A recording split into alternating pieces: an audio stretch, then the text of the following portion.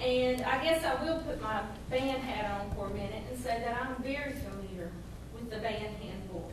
And as a parent who has had to sign it every year, and as a parent who has been with the band for a very long time, and who has seen the band at its best and at its worst, I can tell you that the expectations and the guidelines in this handbook has made a huge difference in this band program.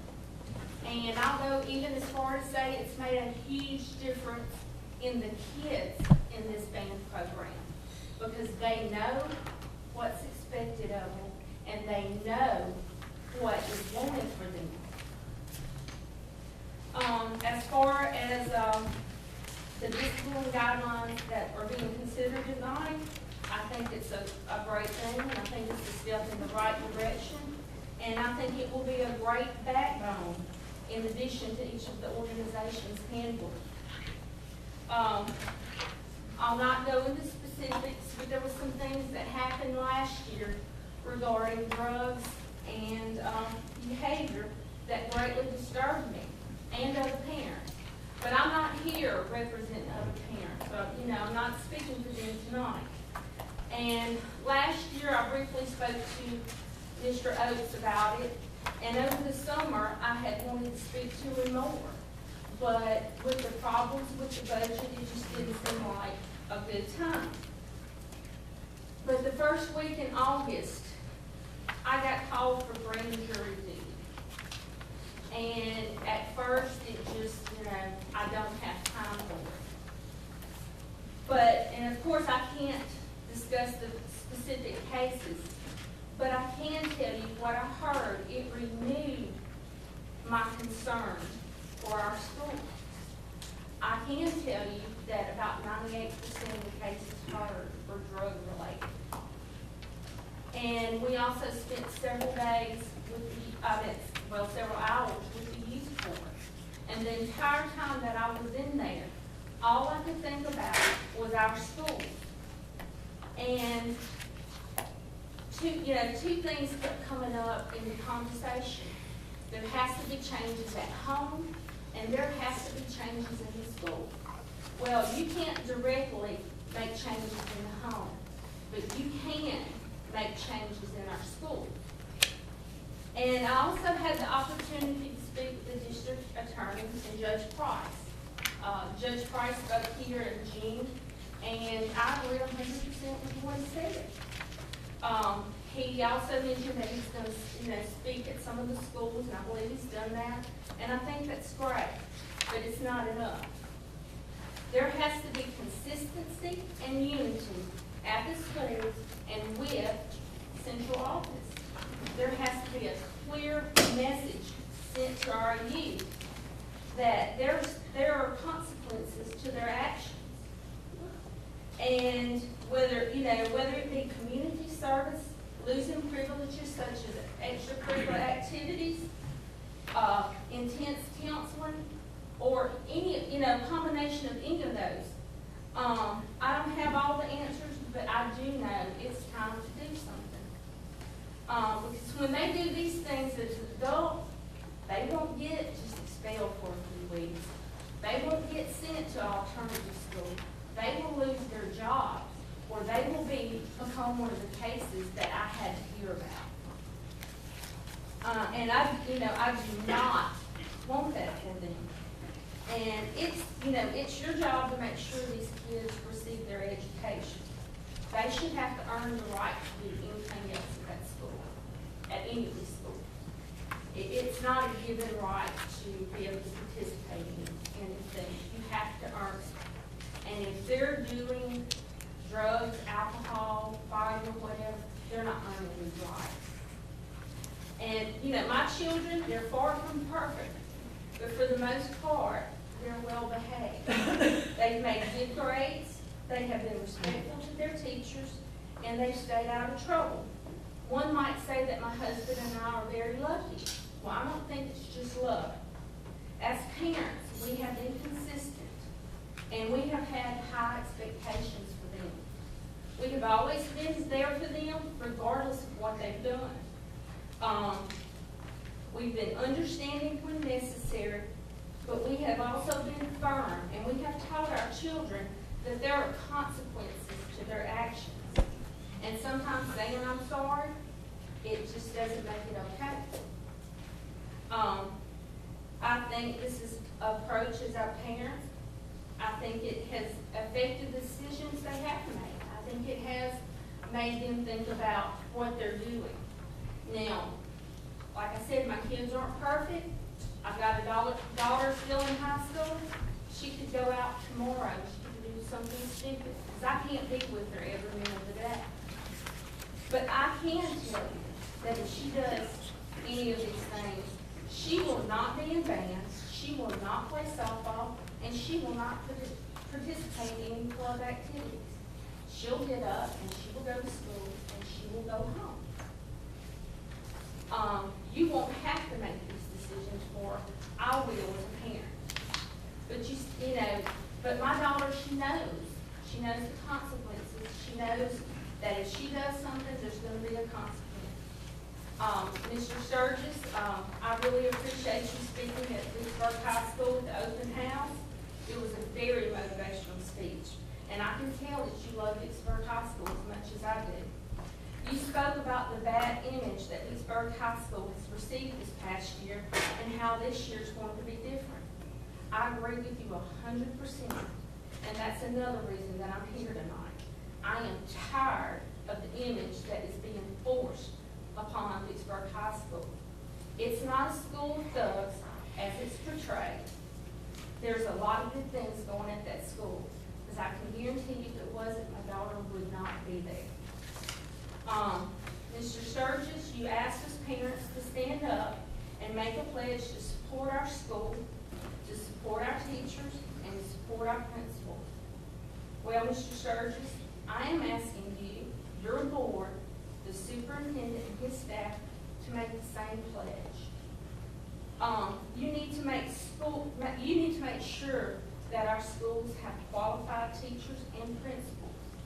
And once you do that, you need to let them use their own talents to do their job and run these schools on a day-to-day basis. You need to hold them to high expectations, and you need to make sure they have what they need to help these students excel academically. And as a parent, I demand this. But in order to keep these qualified principals and teachers, when they're doing their job and they're doing what's in the best interest of these students, they need to know that they have your support. And I don't want to sound like I'm beating anybody up. I'm not, because it sounds like there's a lot of good changes going on. But I have heard too many parents, when their perfect little angel gets in trouble, that they know somebody at central office, they know somebody on the school board. I don't want to hear that. What I do want to hear is that when there's a problem, yes, they do have an open door. But if you're going to them and you expect them to override a decision made by their principal or their teacher, you better have one heck of a case. It doesn't matter if you grew up with them, it doesn't matter if you went to church with them, or if you're related to them. This message needs to be sent out. And for the sake and future of our children in this community, we have to make changes. And as a parent, if there's anything that I can do more, if there's any organizations that can be, made, let me know. I'll do it even once my daughter graduates. But please, don't lower the expectations and the standards that, for our children. Hold them to high expectations. Let them know you care, but you expect more of them. Thank you, Ms. Buck.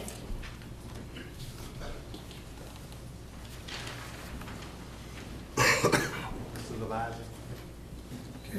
Mr. Chairman, we'll call for additions or deletions to the minutes at this time. Do I hear any additions or deletions to the minutes of July 25th? Okay, not hearing any, I will move that we approve the minutes of July 25th and August 1st as written. Second. You're moved and properly second. Are there any questions? Are you ready to vote? All in favor say aye. Aye. Opposed, like sign. Motion so carries. Thank you, Mr. Levine.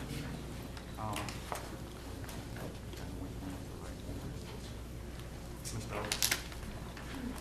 Okay, just a few bits of information, and a little information about school starting. Our enrollment as of today was 8,471. I don't really expect that to jump up or be significantly changed. It'll change a few every year up or down. But we're looking right in that 8,500 range by the time probably we get past Labor Day. We'll have some come in after Labor Day, traditionally what happens. I spoke with Mr. Bass this morning, and we're running about 118 bus routes. And that does not include the special ed routes, which I think are 12, 15. I'm not real sure about that number. But we have been able to do some work with our special ed bus routes to get these kids to school at a better time. And for that, Robert Bass and Jack Cooper, we appreciate what they've done with that. The opening of school, I felt like we had a good opening. There's a group of principals here, if you want to ask any of them what they felt like. But I was in all the buildings the first couple of days, and things seemed to be going well. Kids were going to class. I'm not going to tell you it was 100% because it's never 100%. But I felt like we did have a lot of things in place that kids got into class. I know I've been in several of the buildings since the opening, and it seems awfully quiet in there for some reason or other, which is a good thing. So we've been real pleased with that, and obviously there are things we want to continue to work on. Hopefully, we've pretty much got schedules worked out. I have not spoken to the secondary principals about that in the last couple of days, but hopefully that's pretty much been solved for everybody by now. We have dropped out of the roll, off the roll, all those students who've never shown up. Dr. Klett was telling me today that we won't get a full accounting of that until around the 1st of October. I've had a little problem understanding how the first month of school is August and September. I'm not real sure that's Common Core calendar work, but the State Department, for some reason or other, says the first month of school is 40 days long.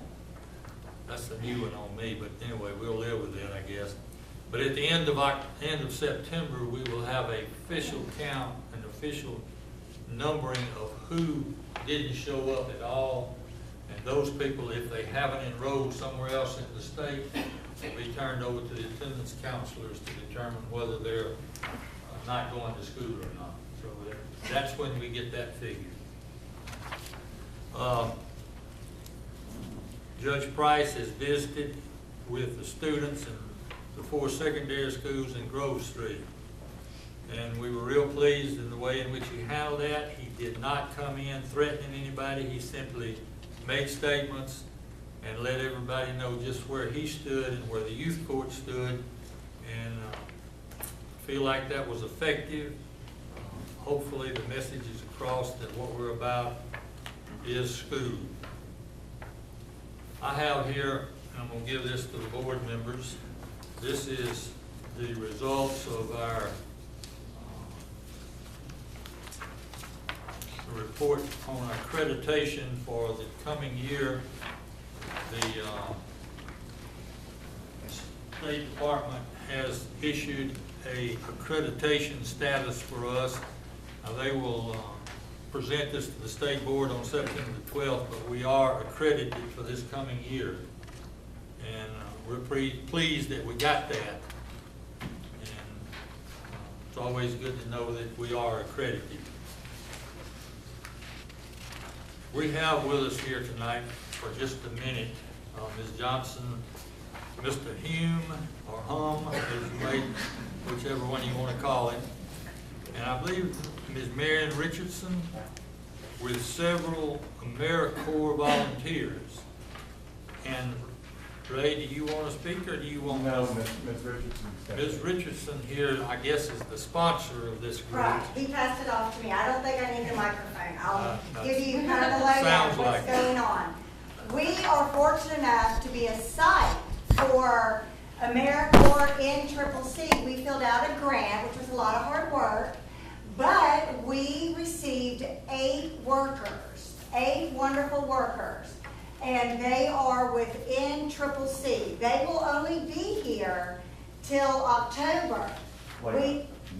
Mid-October. And we have filled out, and we are hopeful to get their, these are called rounds. We're in round 3, is that right? We have filled out our paperwork, and we're crossing our fingers to be a site for round 4, and we will receive 8 new workers, I believe, which is wonderful but sad at the same time because these people are wonderful. They come to work every morning. They are placed in classrooms. They do duty. They, in the classrooms, they are tutoring. They're doing interventions. They're doing work that our assistants would be doing, but they were cut from the budget. That was so sad. And so they are just all around working very hard in our school, and they're making a real difference. The kids are reacting to them in a magnificent way. They are reaching out to the kids. They are showing the kids they're mentors and they are role models, and yet they are young and hip and fun, and they're teaching them reading is cool, reading is fun. And these people are from all over the country. Let me introduce you to them. Wave your hand or say hello when I call your name. Mr. Horace Smith Jr. is from Brooklyn, New York. Kiera Pettiford is from East Lansing, Michigan. Sarah Torres is from Seattle, Washington. Kirsten Riley is from North Canton, Ohio. Jesse Brammer is from Columbus, Ohio. Jeremy Reinertson is from Franklin, Massachusetts. Rhiannon Williams is from Hayes, North Carolina. And Lauren Yee is from Ashland, Massachusetts. And their leader, Megan Rawson, is from Newtown, Connecticut. These kids have come in and they're making a big difference. And something I do want to say is that this is a great opportunity for the youth in our community to know about. For them to be sitting somewhere in Massachusetts one day as a member of NCCC AmeriCorps. So we're going to help them go to the high schools to pitch it to some of the seniors, just so they know there is yet another avenue out there. Some of them came to us from a construction site in, where were you? Oh, I was in the Habitat, I was in Tuscaloosa, Alabama. Okay. Working for Habitat for Humanity. And you came to us today. Yeah. I was in Nashville with the Appalachian Corps. So these are some great kids with some diverse backgrounds that are really peppering our community with a flavor that is really bringing some lagniappe to our kids. Well, we certainly appreciate their efforts, particularly since we don't have to pay them anything. But I am pleased to note the young lady from North Carolina. At least we have one here who can be an interpreter for the rest of us. I am sure there may have been a little bit of a language barrier there from somebody. But seriously, we do appreciate what you've done and what you young people are doing. We hold you up as a real role model for the rest of them. So we do thank you for that. Putting up with Mr. Hume is probably the biggest thing you do. All right, thank you for that, and we appreciate y'all being with us.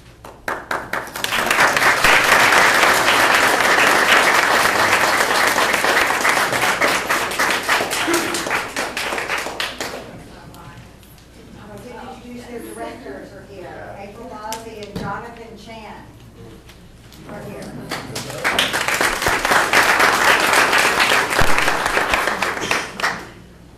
Now, one last thing Dale, which will cheer everybody else up. Child Nutrition's had a good month. We've had a little bit of a decrease in the meals, and that's based on our enrollment. But I do want to throw a couple of figures at you and just give you some idea of what's involved with child nutrition. Ms. Kavanaugh and her people have served lunch meals this month to the tune of 111,867 meals for lunch. You think about that in a month's time. They've served 48,376 breakfast meals in that period of time. That's a lot of cooking. And Ms. Kavanaugh, would you please extend to your people our thanks for what they do?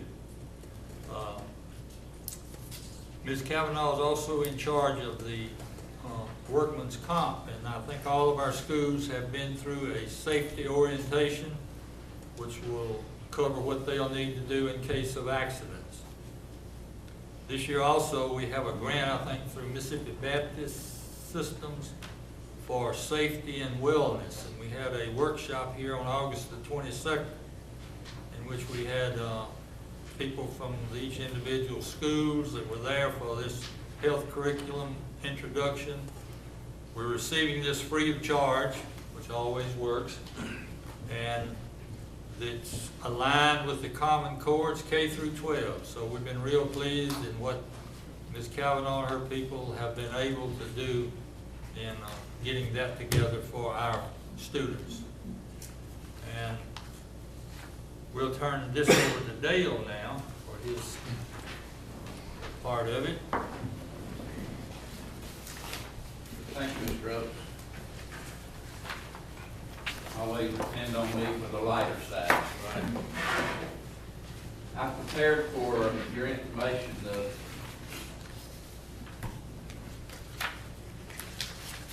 standard packet of information I prepare each month on our ad valorem tax collection in chart and graph form. This information is through July 31st, 2013. For the first chart, you have the amount that we budgeted to request and be received from the Board of Supervisors, our local taxing authority.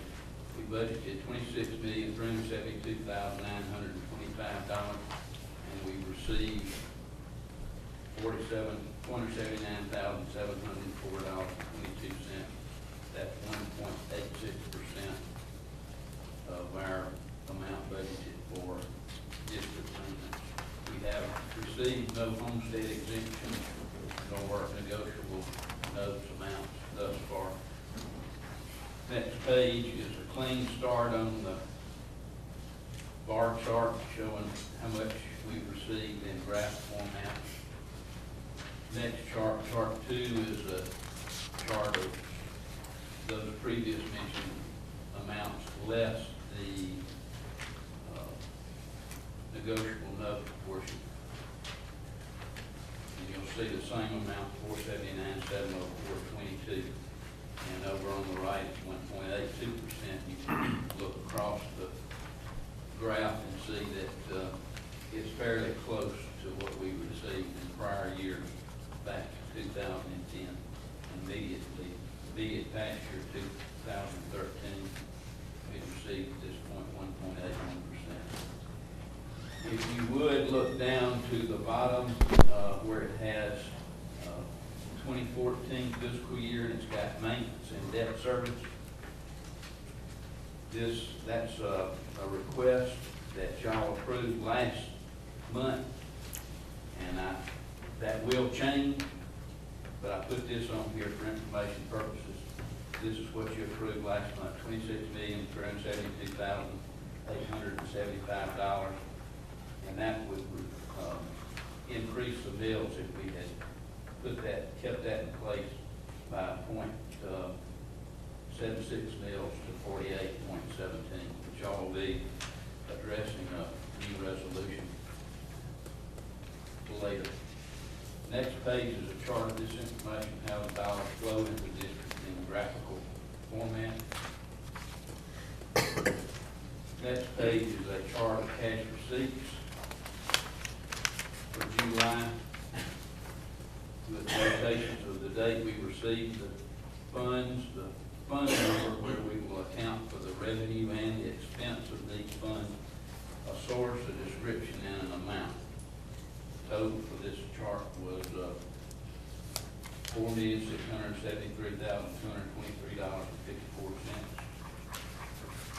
We have no interfund loans, any cash flow loans at this point in time, and do not have enough expense information to do any significant report for expenses at this point in time. Probably by the time we get the books closed in September and get into October, I'll start furnishing that particular bit of information. Any questions on the charts and graphs or any other financial information?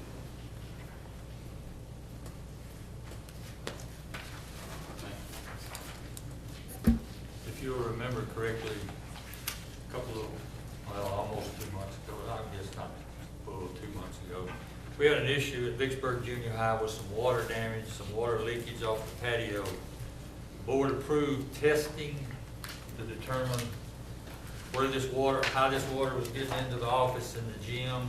Also do a survey of that patio area there so we get some idea of the grade on it.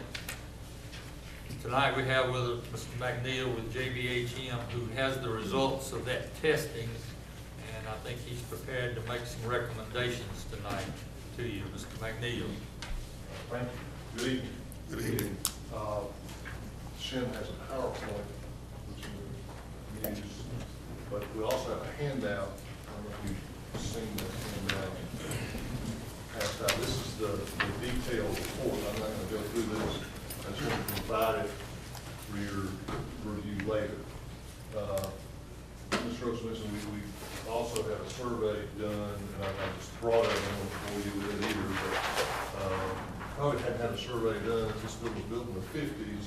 This gives us the location of all the utilities and the concrete pads and the elevations of all the dirt and the drainage, which is very important for us to have. So when I last met with you, saw this slide of the courtyard, and kind of just progress the page through that. You know that without showing you all those slides again, we had water infiltration into the gym, and I don't want to hit anybody's eyes with this laser, so I do my best.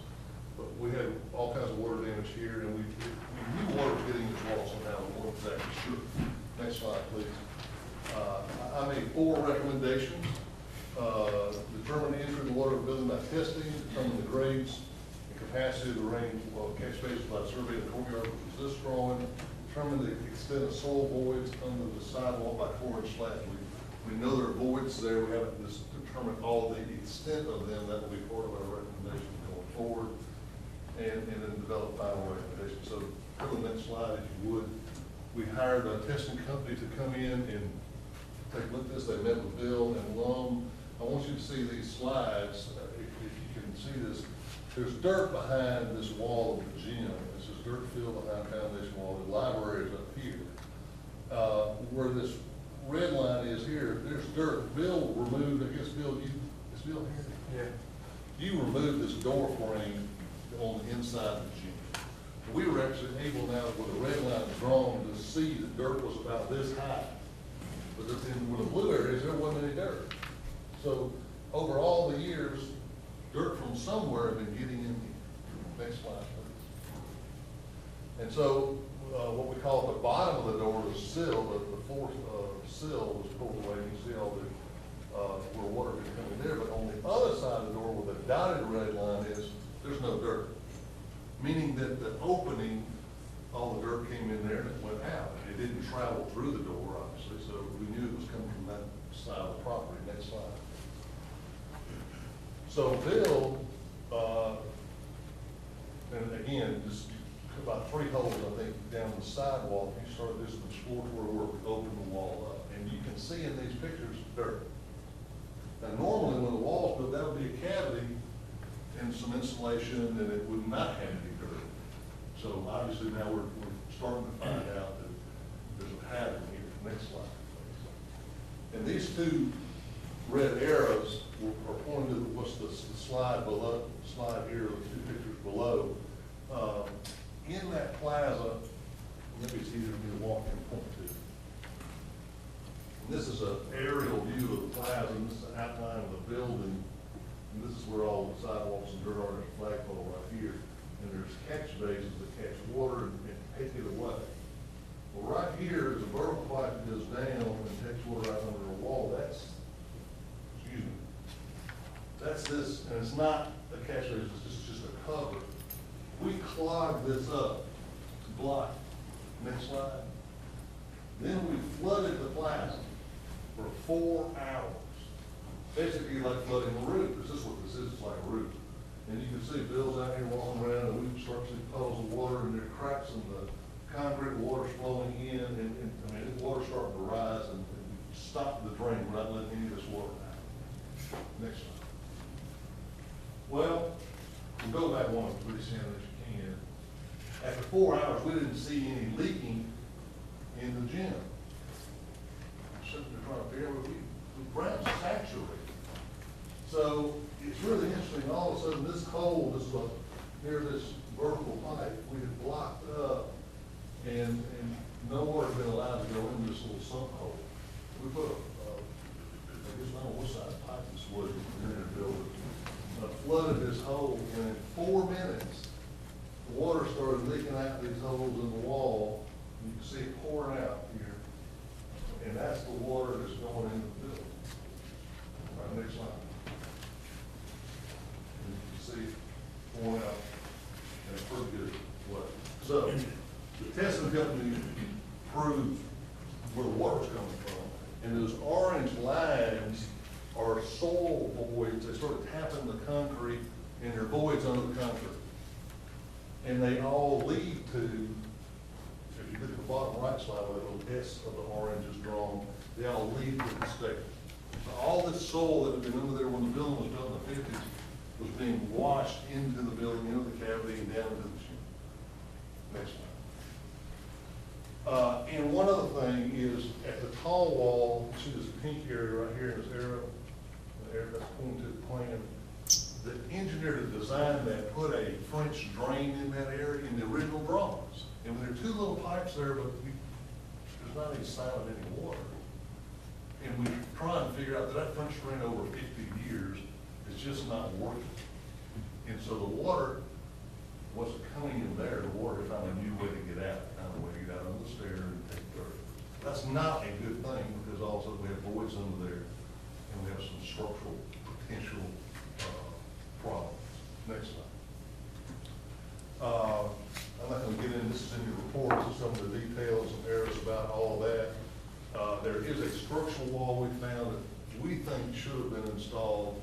It's not on the drawings, but in hindsight, under the top of the stair in the area called number 4, we think there should have been a wall built there originally. It's not one shown on the drawings, and we didn't see it when we dug out. Next slide. So there's a number of concerns. I've kind of reviewed them, I've read them. I think I've explained what some of the concerns are. The French drain system's clogged, it doesn't work. That we got water leaking under the voids into the chimney. But what we really want to do is get the next slide, Shannon, and start talking about work on the recommendations. The first one is to have a structural engineer evaluate these walkways about the structural integrity. We really think they're going to be okay. What we really think we're going to do is recommend pumping grout in them to fill the voids. The grout is a cement and a sand base. You just fill the voids and then seal the cracks and the joints of the concrete. That'll be a good and a reasonably priced thing to do. The next thing with a red dot is to make that vertical pipe a real catch basin. In other words, lower it by about 8 inches and allow water not to go in there and be used to help drain the pool. Next slide. Now this is what I call a slice through a cake, maybe a sideways view of a piece of cake. And if this blue line is the slab that you walk on, we want to remove that and dig the dirt out in this area here and then there's actually a yellow line there. Put a waterproofing membrane on the wall and reactivate with a blue circle is and a blue arrow, a French drain. In other words, create the French drain, reactivated again. And then under the stair where it steps up, where it's been undermined, we need to put a wall there, a structural wall there, and fill that in. Next slide. So if you were looking at it from above, in what we call a plan view, we would want to remove this much concrete. This is where the stair is, but the yellow line is put a new wall in right there. And then put the concrete back in. How long is that wall that you need to put the membrane on? I'm gonna have to guess, it's about 30 feet. 25 feet. So, what we need to do is put out a set of construction drawings, for demolition drawings and reconstruction drawings, and get 2 quotes on that for you, to get that done. That'll stop the work of the rain getting in the building and provide the secondary means of work to get out into the French drain system. Then you can go and repair the gym floor, and we shouldn't have any more problems. When you discussed before, you talked about reactivating some other drains, or there were some roof drainage issues. There are some roof drains in this plaza that were disconnected years ago. It shows on this drawing, so we verified, and we could reconnect them. We don't know why they were disconnected, but we don't really think it's making a big difference in this problem. We weren't sure. That's what we needed, that's why we hired this company, to eliminate, so we wouldn't do a lot of Band-Aids and guessing. We wanted to prove how to make it, and it was done. Mr. McNeil, I mentioned to you at the initial session on this problem that school is built on landfill. Do you feel like over the years these landfills are going to continue to settle? Because there's all kinds of mixed trash with the dirt underneath it. And I'm worried that the foundation will continue to sink or move at least. Will this correct that? Any Well, movement of? that's a much broader question than we addressed. Yeah. We did not do any geotechnical modeling for the soil to analyze the structure. That we could do that, but we didn't see any evidence of a lot of cracking of the foundation. So I don't, whatever the board desires. So maybe the foundation was set deep into the earth originally? Well, and as I mentioned, this engineer who's now deceased, his name is Dean Whitty, he had a soils degree from Yale and a structural degree from Yale, and he's probably one of the best structural engineers in our state at the time. The building's held up for an awful long time. Certainly, when we build buildings today, we usually say their life is 30 to 40 years, and this building is beyond that. And so it's reasonable to expect some repairs to be done. So you think though reinforcing above the original foundation will solve the problem with the cracking and Right. the buckling? Well, we don't have a lot of buckling issues. It's really just rainwater getting into our building and destroying the wall and the floor and the finishes, and it's continually a maintenance problem. And now it's a safety problem because we have voids under the slab and under the sidewalk where kids are walking up and down. And so we need to take these measures to eliminate future safety problems. Thank you. Yep. Go ahead. Question. Thank you, Mr. President. Weren't you also testing an area on the west side of the building with some bricks? Y'all gonna take out some bricks and look at something with the wall? That was a different condition, and we made a recommendation to Bill to remove a row of bricks where the bricks were going vertical. What was the result of that? Well, we're not finished that exercise yet. We're in the process of getting some prices. Would it be, I don't know how urgent if you can do some temporary fix on the water leak.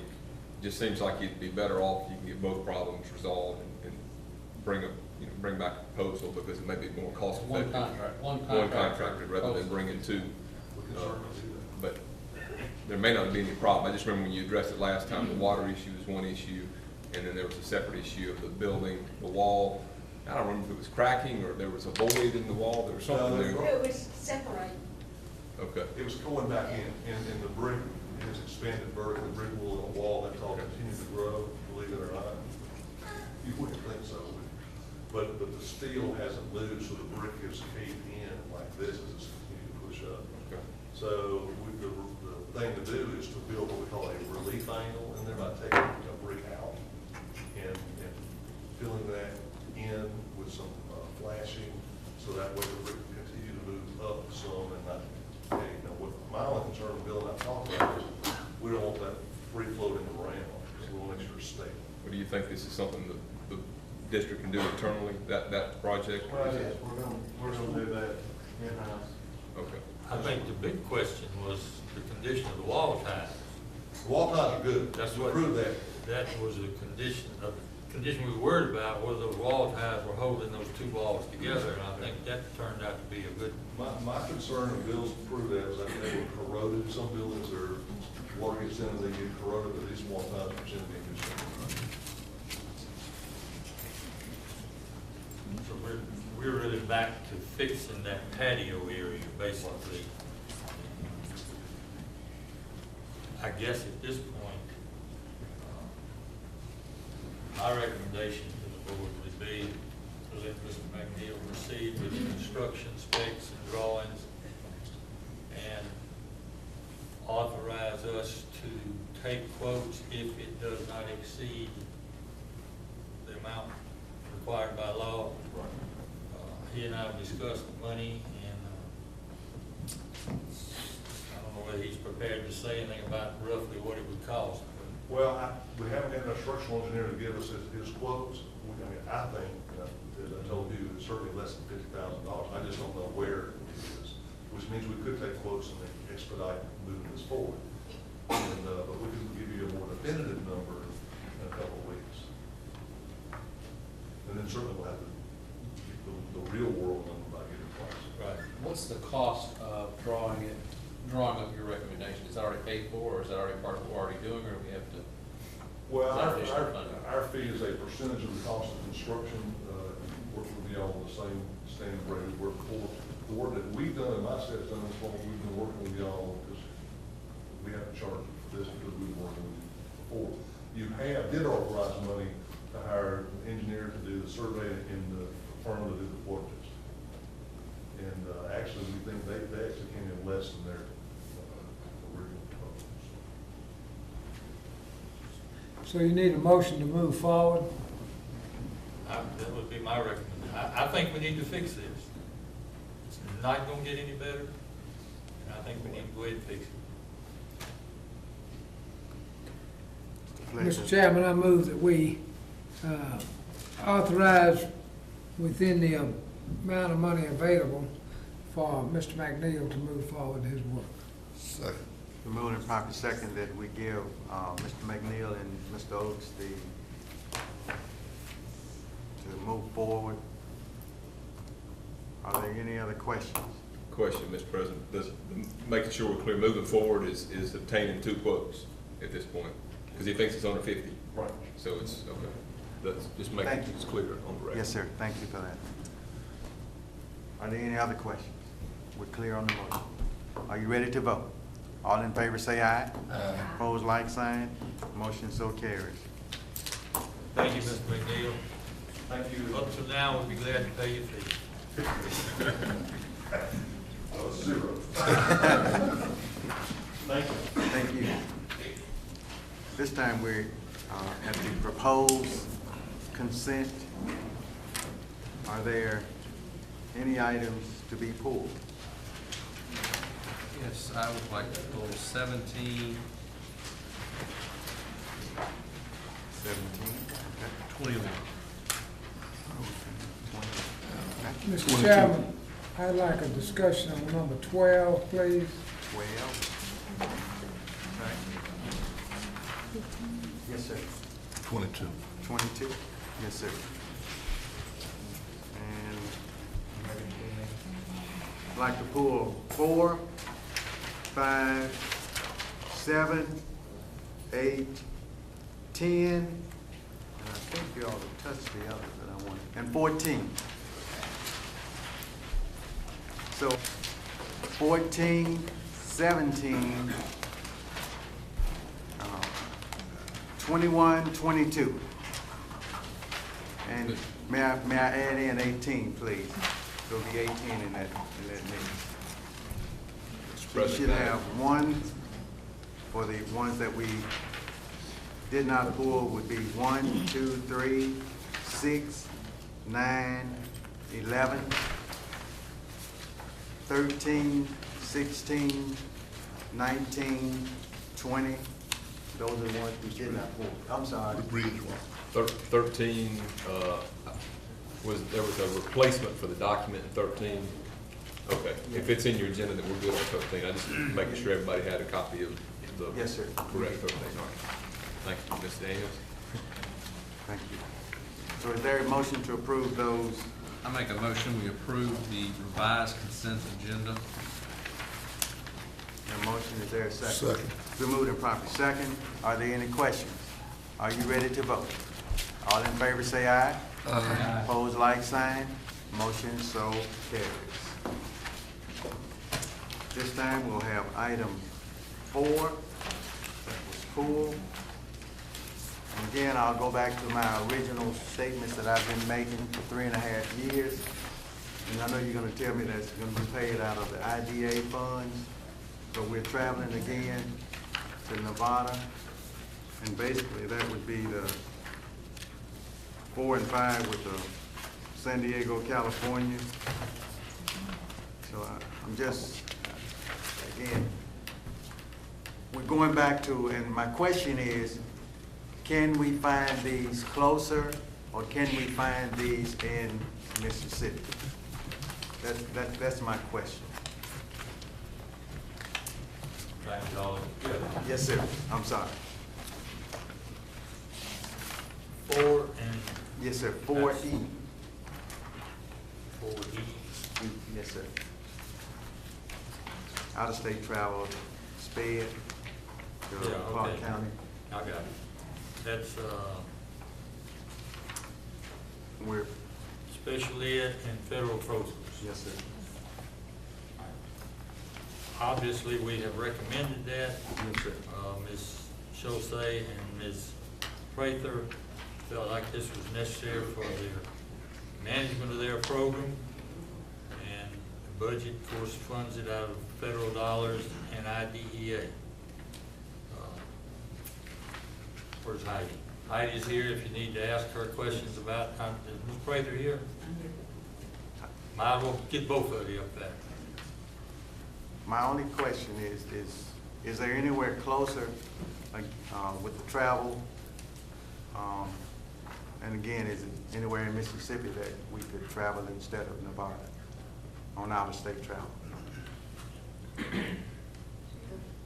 know that this particular conference in Nevada is this particular law firm that works on different federal funding, and they use the federal dollars to make sure that when you go to audits or you allot funds for federal dollars, that you use them in an appropriate way, that you document in appropriate ways where they've been used, and make sure that you don't supplant. There's a whole day set aside for the EDGAR funds and the laws and regulations that go with that. So I believe that this organization is one of the highest ranked in the nation that provides this training. Well, did you look at any other places, or did you just happen to find this one? That is the firm that, for Bruce and Vanasevich firm, that is the firm that we have worked with. This, when I say we, it's the state of Mississippi, in order to introduce us to EDGAR, which we knew, when I first started, we knew nothing about. When you go to the conference, as Heidi had indicated, they take the EDGAR book and they walk you through each section that's associated with the federal grant. Many times you can find some things in the state, but not this particular training. This training, and we have to keep in mind that these are federal grants. These are federal grants. The Office of Federal Programs in the state of Mississippi does do training, but it also, this firm also does additional training. Have we Now, been? the top- I'm sorry. Go ahead, I'm sorry. That's the, Go ahead, ma'am, I'm sorry, I apologize. but I was about to say that it does additional training. Any firm can say that they are doing work with federal programs, but this firm is one of the best. We've done training in the state with similar Yes. to this? Yes. Okay. Thank you. And I'm here for 5 as You well. might as well stand up there. 5 is the Title I conference, and again. To San I'm Diego. sorry. Yes, ma'am. Okay. 5 is the Title I conference, and the Title I conference involves everybody in the United States that is Title I, but Title I member. You get a chance to network with every state, so it is not only the state of Mississippi, but every state has Title I funds. We get a chance to work with them and to network. And Is there any local matching money necessary? No, sir, I did bring our budget, my Title I budget, if you all care to look at it, to note that we do, I'm given 20% to administer this program each year, 20% of our operating budget for Title I to administer the budget. I take on, not 20%, but I do put money in for travel and for professional development. I do have the budgets with me if you care to look at it to see how much we do have available. None of this money will come from any local funds. This is all federal dollars. And the federal funds are given to us so that we can increase our knowledge of federal programs. And I do come back and I share. I come back and I provide information to our business manager if necessary. I come back and share information with our building principals. I come back and bring ideas that I did not think of to best serve our district. I can give you several examples. When I went to Bruce Lee Manassas conference 2 years ago, wasn't allowed to go last year, but when I went 2 years ago, they indicated to us that we should always keep track of everything that we distribute to schools. And I came back 2 years ago, and everything that I purchased for the schools, we have records of it. We make sure that the building principal signs that they received it. We make sure that I sign that they received it. Everything that we do with federal dollars, we account for. And many times you can't, just networking with other people, give you ideas and give you an understanding of what you need to look for. We also have information on inventory control. That was some of the things that we need to look at. We do an excellent job here, but we can always improve, and we do. And every time I come back, I share information. I'll be gladly share any information with you when I return. Yes, ma'am. If I'm allowed to go. Yes, ma'am. But I do have my budget here if you need to know, to see where I'll get the money from, and I've highlighted it for you if you need to look at it. I'll do it after the meeting. Yes, I won't bore you now. Thank you very If much. I'm allowed to go, sir. Yes, ma'am. Yes, sir. Yes. Do it this. I make a motion, we approve 4 and 5. I second the motion. Been moved and properly second. Are there any other questions? Are you ready to vote? All in favor say aye. Aye. Opposed, like sign. Nay, Sturgis. Motion carries. 7. And I only have one question. I promise, one question. I was looking for the band director, but he's not. I think the principal's back Oh, there. no, okay. Is this in the budget? That's part of the contest, Mr. Sturgis. But your funds are in your budget, your band budget, right? Yes, sir. Okay. The money that they pay. Oh, okay. Okay, thank you. Yes, sir. I'm ready. Great. Yes, sir. I make a motion, we approve 7. Second the motion. Been moved and properly second. Are we ready to vote? Are there any other questions? All in favor say aye. Aye. Opposed, like sign. Motion carries. Same thing on 9. I think we got 8. Oh, I missed 8? Right. Now let's, I skipped from 8 to 7 to 9. Oh, it's stuck together. Oh, okay. Yes, I do. I do. Thank you. All I need to know on this one is what's the difference between this trip and the trip that you're going to in Nevada? The one that I'm going to is on federal funds and how to manage those. This one is for Rosemary Wilson to attend. She's our early ed coordinator. It's instruction on quality quality programs for early education. But there is a whole strand during that conference that is specific to special education and how to increase presentation by special needs students in least restricted environments, how to coordinate services between public daycares and private daycares, and making sure that our students with disabilities are having the same opportunities to access general education so that they're prepared to come to school and learn. So the one in California, what are you gonna be learning there? The one in Nevada is the Edgar and the financial for the federal grant. That's for the special education director. You know, I or somebody else before that time, I would expect that person to go, not me. And Okay, who's in calling? Washington DC is a early education conference. It's not the management of funds. Okay. It's a separate conference. Right, I understand it's separate. I just want to know the difference, I guess, is what I'm asking. It's two. I think you may have answered it. I just don't understand what you're saying, but. The one in Nevada is strictly on how to manage federal grants and funds. How to manage grants, okay. Right, and the one in Washington DC that Ms. Wilson will go to is actually practical and theoretical and putting programs in place for children with disability that are early education. That would be ages 3 to 5. That's our early education program. So you get the grants in order to be able to and use it. The federal funds will be used to pay for that program. I think what I've been hearing for over a year is that we need to learn to do more with less. Money's not there that used to be there. Yes, sir. And so we're just trying to encourage you to do as much as you can with as little as you can. Yes, sir, I understand that. And we have gone out into within the state to some of the model schools in the state and observed those and taken teams there to try to build our programs and taking those as well. I think last year they sent a couple of people, this year they're only sending. Yes, ma'am. Okay. I don't have any more questions. We ready, sir? Make a motion to approve 8 out-of-state travel for special education. Second So motion. moving properly second. Are there any other questions? Are you ready to vote? All in favor say aye. Aye. Those opposed, 30. Motion carried. 10. You want me to talk about that one? Yes, sir.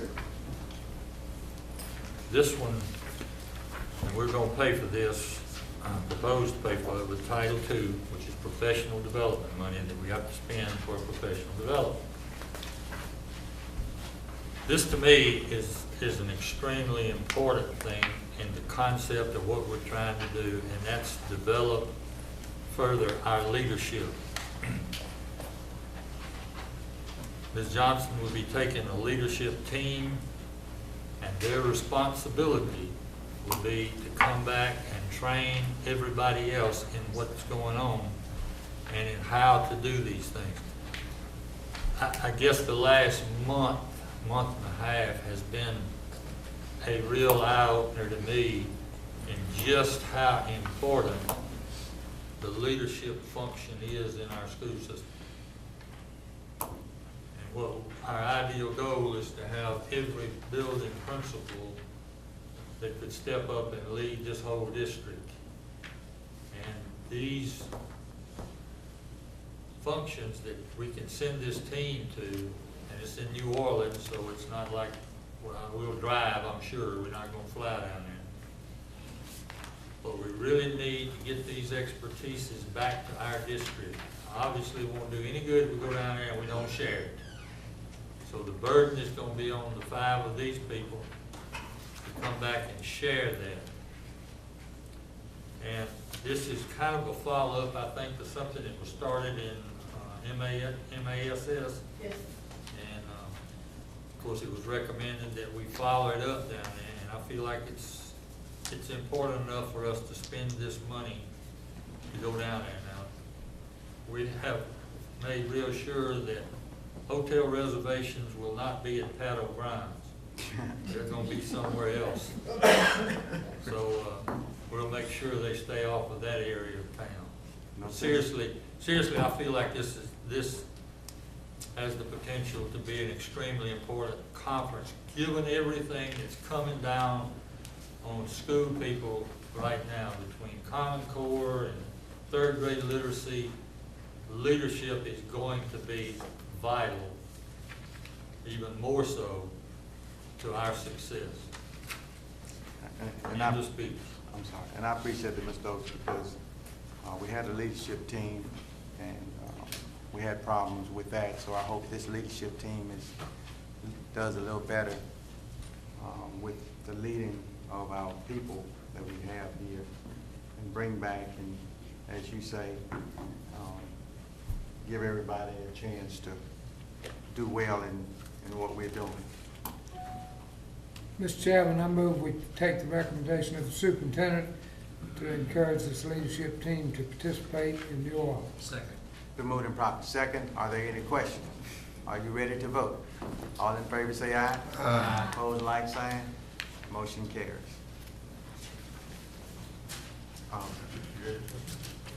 Will. Well, Yes, sir. We on 20. all right, it is time. Mr. McClung, you want to step up to the pulpit? There's been a lot of discussion about taxes. And what we have here, what you have in front of you, two resolutions, one of which sets a tax millage at the current tax millage we had last year, 47.41 mils. Mr. McClung has been in constant contact with county officials, county administrator. You can explain what happens if we stay at the 47.41 mils that we had last year. Okay, after our last meeting and the meeting where you approved that, the previous resolution, the paper had a real nice article about the school district raising taxes and the millage by 0.76%. And of course, that always gets at least Mr. Levise's attention, and I imagine a lot of the community.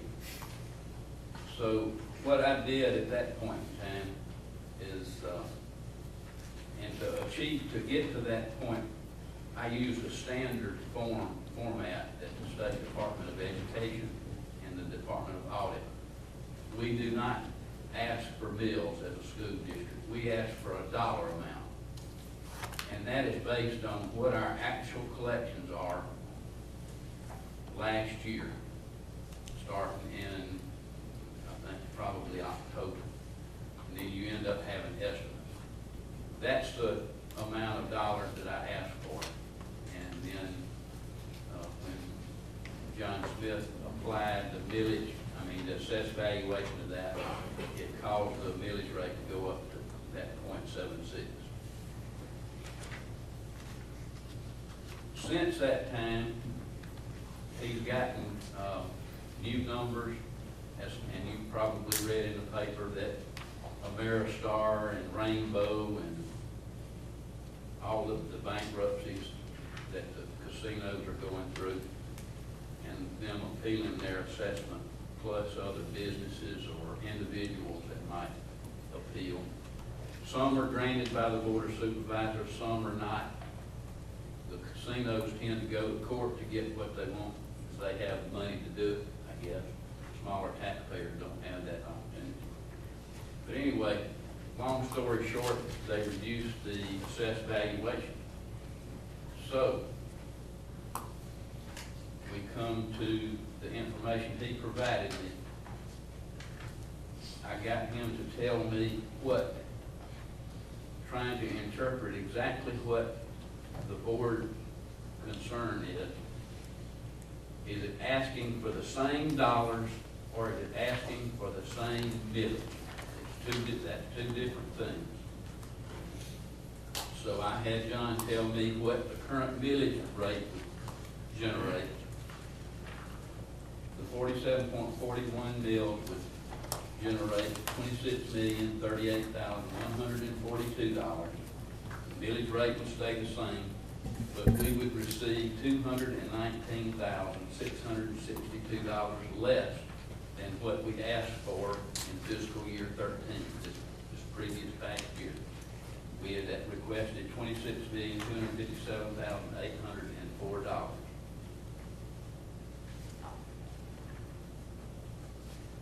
I also asked him to give to me what the millage rate would be to generate the same amount of dollars that we asked for last year, that 26,257,804.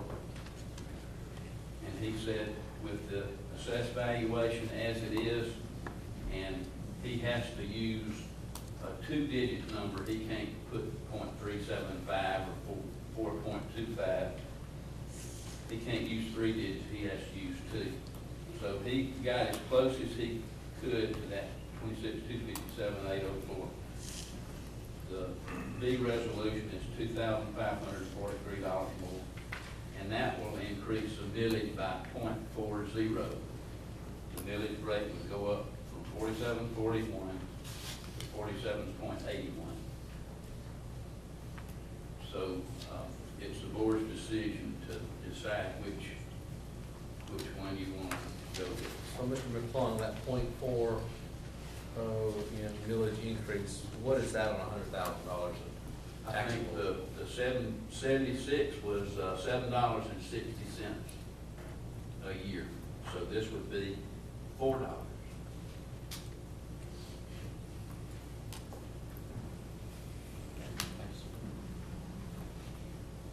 I'd like to do something real quick here. My wife mentioned that it's very elementary, but that's the only way I can understand something. And we'll get back to you, but I have to do this because, as Mr. McClung had mentioned earlier, that the Board of Supervisors said that we are the reason why the taxes could go up. But as it was mentioned earlier, there's a decrease in the asset value county-wide. Now, we can't do anything about the asset value county-wide, okay? And I just want to show you this real elementary. So y'all gonna, some of you all will love this, and most of y'all probably won't. Thank you very much. But you see here, and I'll bring it over close to the camera here. 2011, and it hasn't changed, okay? The millage I'm speaking of. 26,357,000. 2012, 26,326,000. 2013, 26,257,000. So each time, as you see, it's decreasing, and the millage never changed. So they want to claim that we are the ones where it might go up just a little bit. Let's all be really cognizant of what's going on. We have been prudent with your money, or tried to have been prudent with it, but we're not the culprits. Don't shoot us because to say that what the paper has been given by the Board of Supervisors, and I'd like for you all to go tell your friends that it is not us, it's the value that's been decreased in your asset value. So I want to let you know that. Like I say, real elementary, but this is what we've been doing for the last 3 years, thanks to Dale and his crew, and we appreciate them now going up with the millage. So we're pretty much asking for the same amount, and Depends on which one Dollars. you select. Just same larger dollar, millage. right? You Same have an dollar. option of asking the same. Millage or the No. same dollars, right? That's what we're looking at. One is just $2,543 over what we asked for last time. Is that correct? But the millage will go up. Right. The distribution of who's paying the taxes will change. I may pay more than you if your property value decreased and mine increased. That's basically the way you look at that. But what we're looking at is basically $4 for every $100,000 of assessed value. Correct.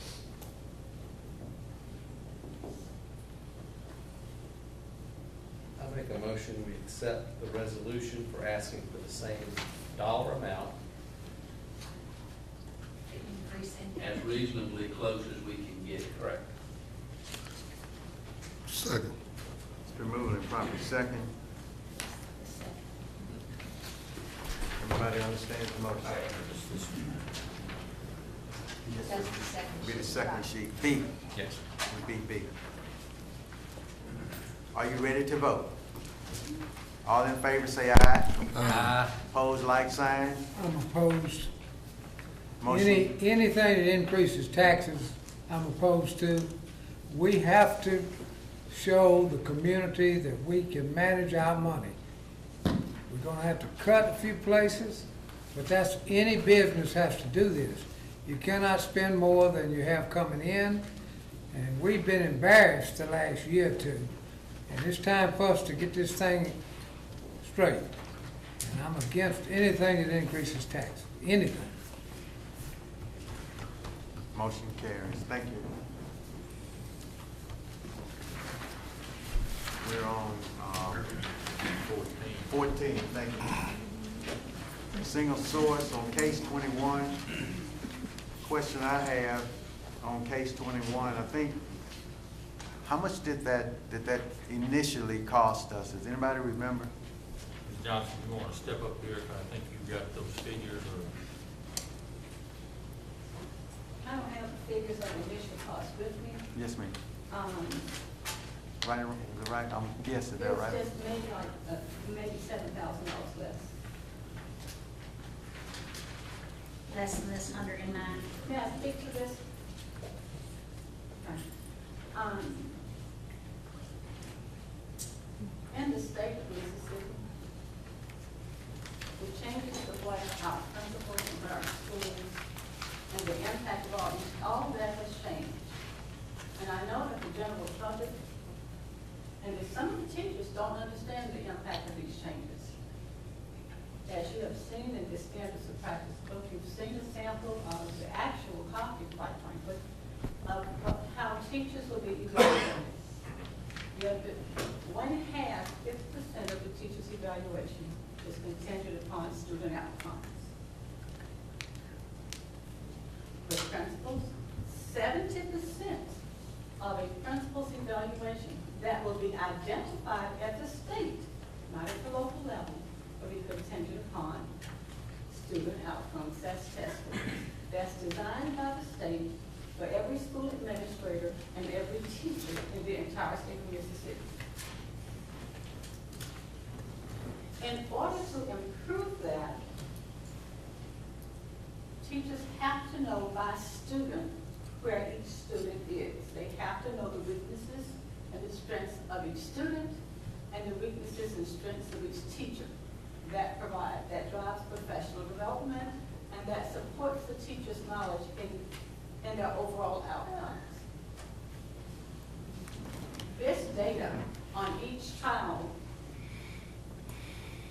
gives the teacher more of an opportunity to help kids individually by subject area in math and in reading, in sciences. And without this knowledge, honestly, you have no basis of where to move forward. This is standardized information. Additionally, the state has also, and I've forgotten the Senate bill, one of the principals might help me to remember, just initialized a literacy component requiring all school districts to retain any child who cannot read at grade level by 3rd grade. So that goes into effect now. What we're required to do, which requires data, and one of the major sources of this data is through this case 21, is to track students by their objective in reading. And you get those to the T through the case 21. And improve in their areas of weaknesses. In fact, in order for a child to be promoted at 3rd grade level, school districts and all teachers must have 2 years of intervention data showing that they have tracked the area of weakness. This is a whole nother shift. And all of this impacts the teacher's evaluation, which we at the local level have no control over anymore. Quite frankly, it's designed, we have control over what happens with the culture and that aspect and the observations, but the test scores will be identified by the state. So not only do the teachers have to track at the primary level, K1 and 2 interventions means that every single child, or when they get to 3rd and not pass that state test, if they have not been retained, and we cannot prove the interventions identified, it will be an issue with our school district. So this particular source helps in multiple facets. Additionally, the state is now considering Senate Bill 2396, which is another glitch in this piece. And I do have it, I didn't bring it to put on the video here, but you can pull it up off the web. And it's a recommendation from Mississippi Department of Education to align our state model with the federal model. To put it simply, our federal model of accountability requires that each teacher, each school look at 8 subgroups. The subgroups are identified at the federal level. They are our SPED kids, our black kids, white kids, all of the racial groups, as well as our economically disadvantaged children. They have to track the data, and we get a report. I have a report, and the principals have their reports on every single school on whether they met by subgroup the target as set forth by the state. If we did not meet the target in any subgroup, that simply means that that school did not meet growth. So you get the growth according to the test scores, and you get the growth according to the subgroups. All of this is very complex. They can't get it without looking at the data. In addition to that, the federal government and the state now requires that we look at the lowest performing 25% of our children. And we're required to move those children up to a next level, other than lowest performing. They cannot get there by looking at that information by looking at a letter grade from the teacher. They cannot get it by looking at the data the way the state sends it to us, which is in one right now, in one group of numbers. The only thing that we have to track that data right now, the 3rd grade through 10th grade, is the benchmark data from K-21. Teachers have the opportunity to go in now, since we're flexed between the Mississippi frameworks and merging into Common Core. They have the option to choose test choices to create common assessments through both of those components. Last year, we only had the frameworks. So looking at this, while I do see the cost, I also know that without this, without the driving force, what we're saying to teachers is figure it out, and we don't have any information, we can't help you with it. So we ask the board to understand as much as you can, because it's challenging. We believe teachers today for them to go through some of these processes, to understand why this is necessary, how it impacts teacher evaluations, how it impacts principals' evaluations, how it impacts the district and the overall accountability model for the district, because we will get two levels. Again, while this bill has not been passed, the state, we received a message today from the state that we are to align teacher evaluations and their goals and outcomes with this Senate bill, even though it has not yet been passed, because the state feels like it's going to be passed. So we as the district need to have some type of system where we identify kids' strengths and weaknesses to whether they know every area of reading. There are 4 general areas, but that's broken down into like maybe 25 to 50 parts, and that's an example, so I don't have the exact number. But we need that. So that's the background of this. I have 3 questions for you, if I may. On the case 21 that we have used, is that a benchmark for our test scores? Will that kind of precipitate what our test scores will be once we, like in September, when we get whatever grade we're gonna get? Is case 21 gathering in related to help? Yes, sir, it can help. Now, I will tell you, the data, when we work with the consultants with case 21, we can ask them for a comprehensive exam or an exam over a 9-week period. So initially, we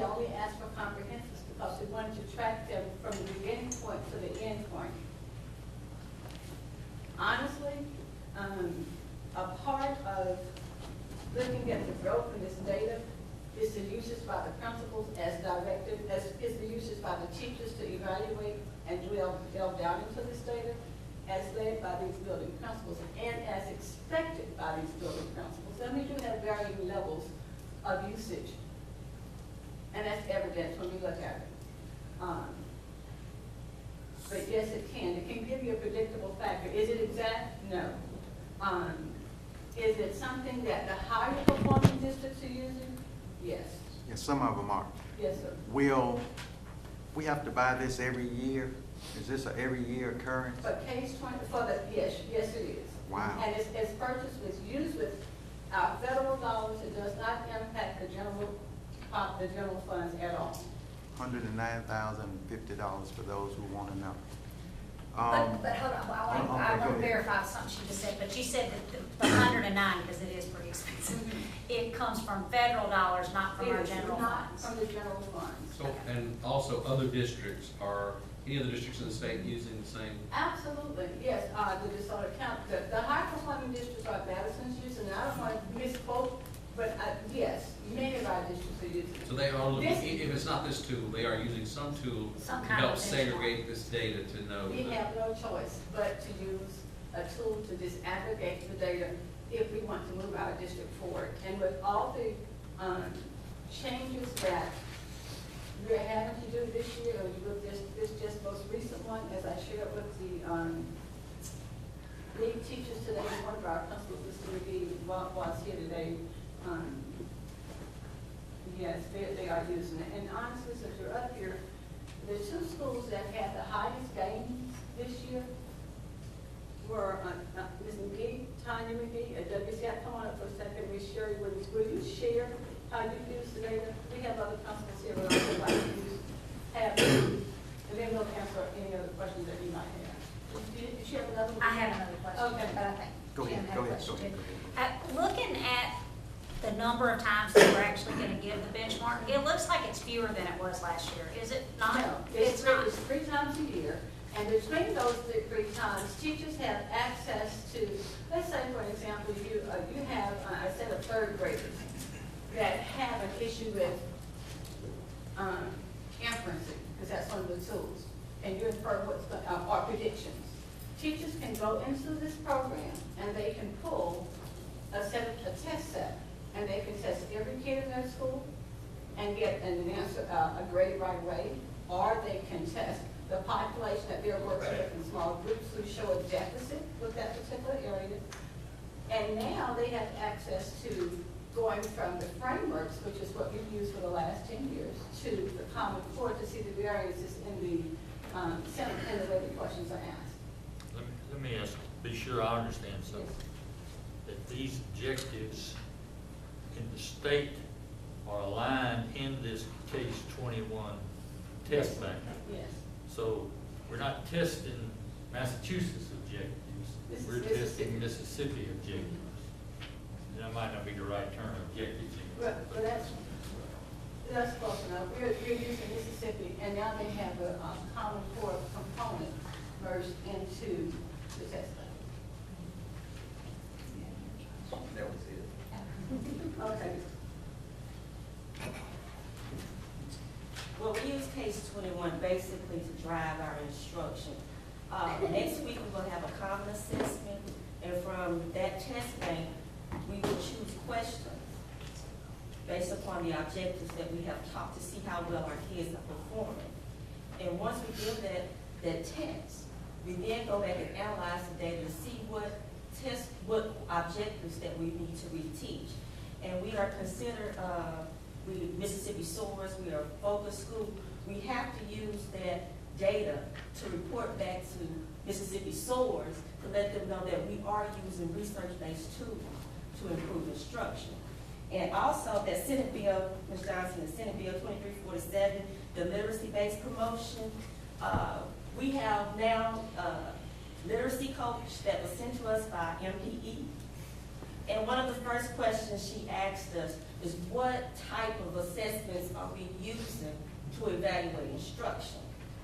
And we said case 21. And she wanted the evidence because right now she's analyzing the data. So it is very important that all the schools receive case 21 because we are using it to drive our instruction. And WCI has proven that it is increasing our student achievement. So we would like for you guys, yes, sir. One quick question. You talk about focusing on a student who's learning a concept.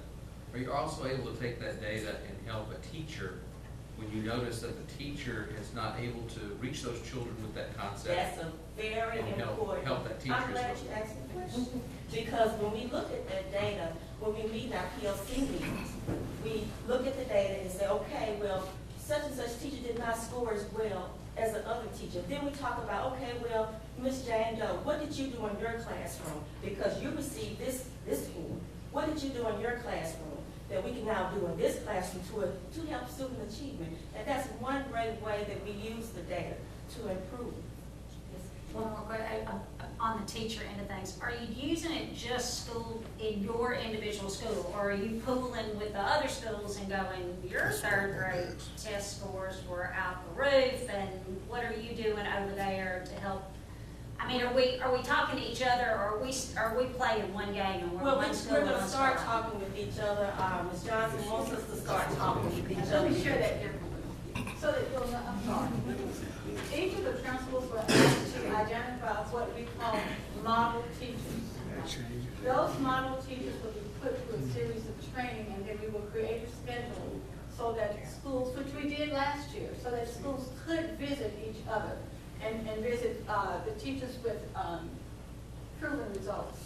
Now, the principals have sent in the recommendation for the model teachers.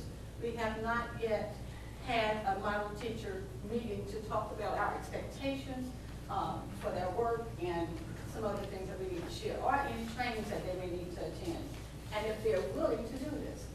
So that is another piece. We've tried to cover our bases with that. So have we gotten to it yet?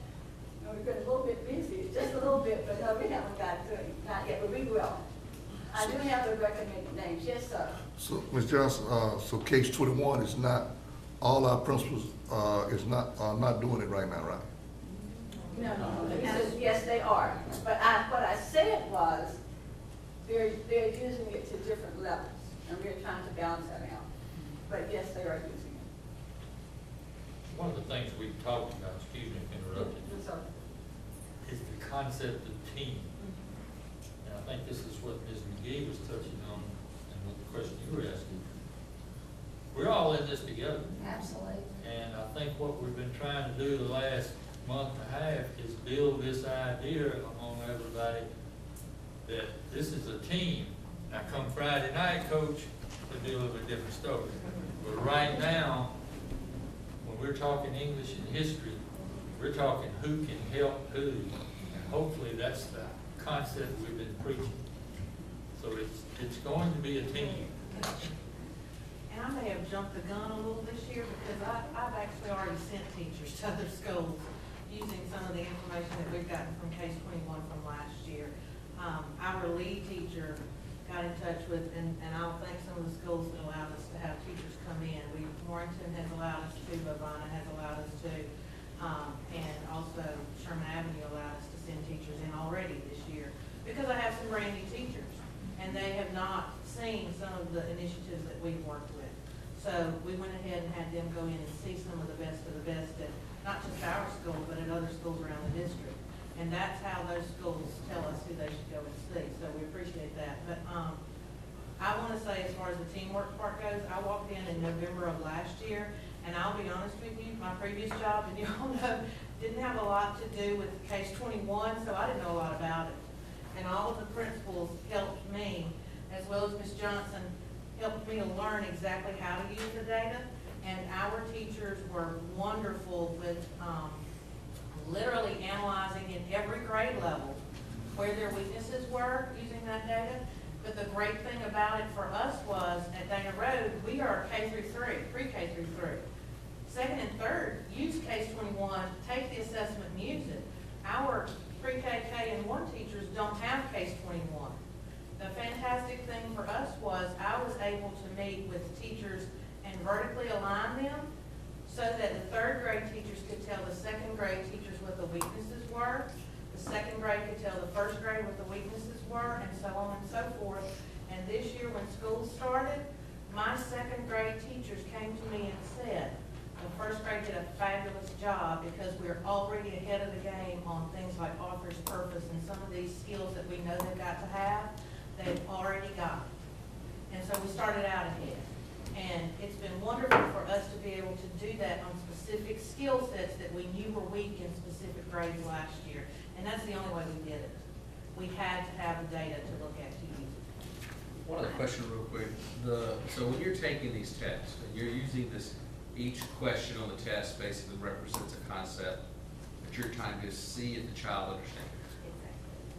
And you get that data back, and you now know that child X doesn't understand this, and you can go help that child, or teacher Y needs some reinforcement. What does child X ever get back? Other than a score, do they ever get back something to take home to mom to understand that they don't know? And that's do they get some feedback on how they're in? And that's another whole concept for bell ringers. Because what the teacher will do, she'll see the skill that the child is struggling with, and they'll come back with bell ringers in the morning. And the teachers give an exam on Friday, some type of exam on Friday to see if they mastered the skill. I think what I'm asking He's asking, is, look, is there anything that think comes of- out to the mom? the mom to say that Johnny doesn't understand this concept, and so that mom or dad who are helping can also understand that they're all on the same page with this. And I'm glad you asked that, because in trying to share this information briefly, of course, I'm lesson hard. But the literacy grant requires us to notify parents of these deficits. Now, I just went to this meeting last week, so when I sent the email on Sunday to the principals to let them know what the requirements of this grant include. But we will have to require parents of the deficits in reading. And we will have to, again, document the support that we have provided these kids. And we'll have to have parent meetings on how they can help them. And all of this information relative to this grant has to be published in the newspaper. The number of retentions, the number of kids that have failed, that's the new law. And I've forgotten the number. What is it, 23, what? 24? 23-47. Yes. So that's the literacy grant. So there are a lot of components that we haven't had a principal meeting. We're going to have one next week that will be shared, so the organization of this can be done effectively, not only for them, because it's a lot for them to, number one, understand, the teachers and the principals. It's a lot. And it's a lot of good work to be done as designed by the state. So yes, they will get that. Have they gotten it systemically through the district to that level? No, not really. I don't think so. I can't tell you that every school has done the same way so that every parent is notified. But now with this literacy piece, they will be required to do it. And as Mrs. McGee shared, I did not tell you the additional component that would be needed because of this. The schools under the federal model, and it's really going to be all of them, have to participate in a program of school improvement plan called Mississippi Soars. That means they have to document every time. It's like a school improvement plan. They have to document every time they meet, and they have to show evidence and discuss that evidence. And all that's read directly to the state. Much of this information, whatever the burden for the school and the school principals, yes, we get it at the district level, but it goes to the state, and that's what the schools in Mississippi. Now, with the adoption of, with the recommendation to merge the state model and the federal model, they have not yet given all the parameters for implications of that work, but what we are having to do now is to complete that document on Mississippi Soars, which is a school improvement plan document, and it's a monthly piece that goes directly to the state, which has to have evidence of individualized student data and discussions about it. I guess back to my point, because I think you've answered it, but I want to make sure, is that if I take a test, a math test or a biology test, and I learned those 15 concepts you're testing me on, and I don't see the test back to know what I missed, how do I fix it? How do I, as a student, fix it? So what you're really asking me is, do the kids get the test back? Yes. And the answer is no. Okay. Now, but this is what, and honestly, you cannot, it would be no different than if the kids got, took the MCT2 back. Can they get it back right away? No.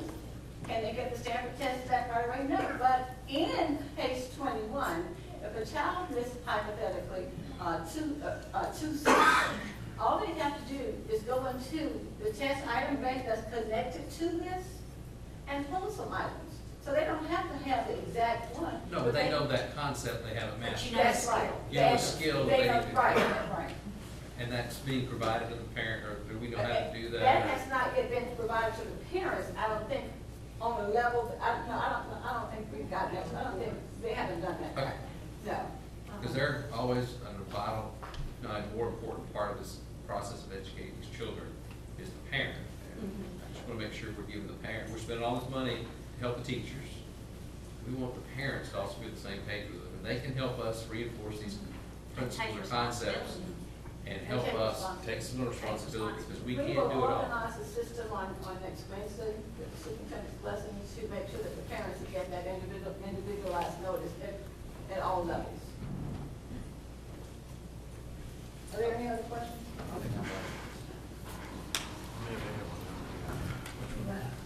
What's that? Any other questions? That's 14. Yes, this is single source. I make a motion, we accept, approve the purchase of the single source purchase case 21. I second the It's motion. been moved and properly second. Are there any other questions? Are we ready to vote?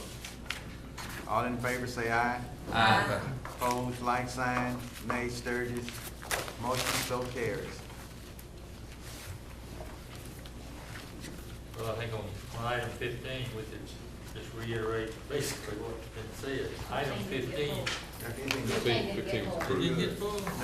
You sure? Yeah, you just wanna put it? No, I No, sir. That's my mistake. That's okay.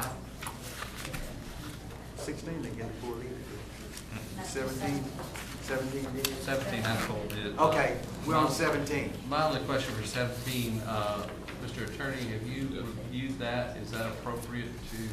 I think the revised, hopefully what you got in your revised packet was that it would be canceled with the understanding that the lessees are still on the hook for any losses that occur, any shortage that occurs after that you release the property. They're still on the hook for it if it doesn't go for the amount to cover what it was. That's what we'll do. And we'll advertise it. I think your packet hopefully also has in there that it's going to be, should have been amended to say this also is authorizing the superintendent to proceed with noticing this property for lease. That was going to be my recommendation, Okay. pending your advice on this. If in fact that's what you recommend, That is what I that's what I recommend. recommend. I would like to speak in favor of Rawhide. I'm familiar with their hunting land and the membership, and I think we should honor their request. They're in good faith, trying to get this thing adjusted, and they understand the rules we have to play by. I make a motion that we accept the recommendation of the superintendent on item 17? Second. 17, and authorize to advertise. There's been a second. Is that correct?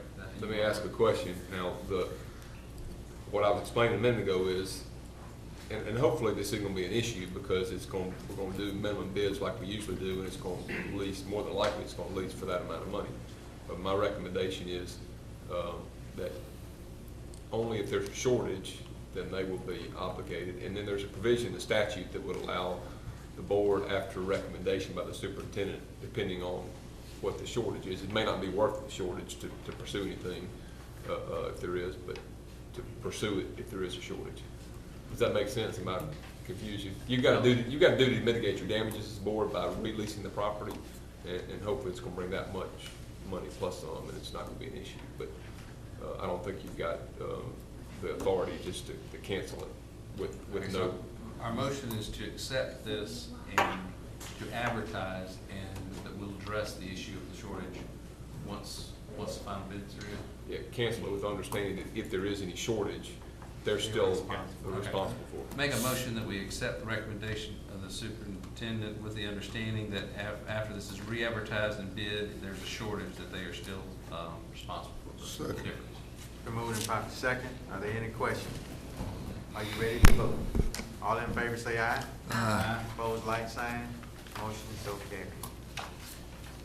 I think all I had on 18, I didn't really get a chance, and maybe some of you all got a chance to really read all of this.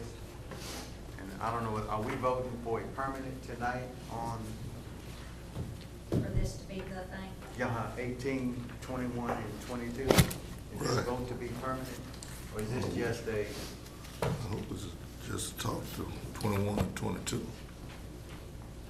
Well, if it was our recommendation, we go ahead and approve these. make it permanent? Okay. Right. Okay. That's 18 is the handbook for administrators. You know, we've talked about that in the past, which outlines, we've had handbooks for everybody else but administrators, and Ms. Johnson has put this together, and I know it's pretty lengthy, but I feel like it's necessary to give some structure to the administrative function. And what you have is the draft pending your approval. And we would, it would be our hope that we get this approved so she can give it into the final document and get this in their hands. Thank you. I didn't get a chance to read it as in-depth as I would, but whatever the pleasure of the board is. Well, you want to table it? I mean, I recommend that if the superintendent has approved it and read it, that. Mr. O, may I say? Yeah. With the standards of practice for the administrators, which you all asked us to originate, much of this is already in law, as decided by the Mississippi Department of Education. We have no control over whether you approve or not the evaluation system for principals, because that's decided at the state. And the state has also, which is outlined in here verbatim from the state. The guidelines, the evaluation system for the teachers has changed, and that's outlined in here verbatim from the state. And as I shared with you earlier, and this is verbatim, again, from the state, these documents that are identified as Mississippi Department components are the documents that were outlined, identified by the state of Mississippi. So that's in here, but that was not originated with Vicksburg-Warren School District. It's originated at the state level. The other components that are in here really are things that have been, some of them have been approved by the state, like our protocol for identifying dyslexia kids, our protocol for following the TST processes, and everything else is really already in their job description. So there's nothing outside of their job description, nor outside of the ramifications of what the state has told us to do. In here, this is just really organized and putting it together. You're just pulling it all together. You're putting it all together. That's all it is. And I did call in every principal and asked them to look at it and see if there were things that we left out. And honestly, there are things that we have left out, but in a timely manner, we pulled everything together from the state that the principals right now are required to evaluate teachers based upon this MSTAR rubric that is at a state level. They have been setting their goals as decided by the state this week. That's where we are. So most of this is, then we have our district initiatives in here. That's another other only component that we've been doing. So, thank you. Thank you. It's the pleasure of the board. I didn't get a chance to read it, so I can't, I'm not, well, anyway, whatever, it's the pleasure of the board. If you feel comfortable with it, it's your call. What is the pleasure of the board? I make a motion that we approve the handbook for standard practice for school administrators. There's a motion, is there a second? There's a second, but man, there are some typos that I have pointed out to Shannon. There are typos kind of throughout it, replacements. Yeah. Yeah. But we need to get those, you need to get those corrected for the, have they been provided, those corrections been provided on board members? Okay. There is a second. Are there any questions? Are we ready to vote? All in favor say aye. Aye. Opposed, like sign. Sturgis. Motion so carries. Can I approve anything I don't read?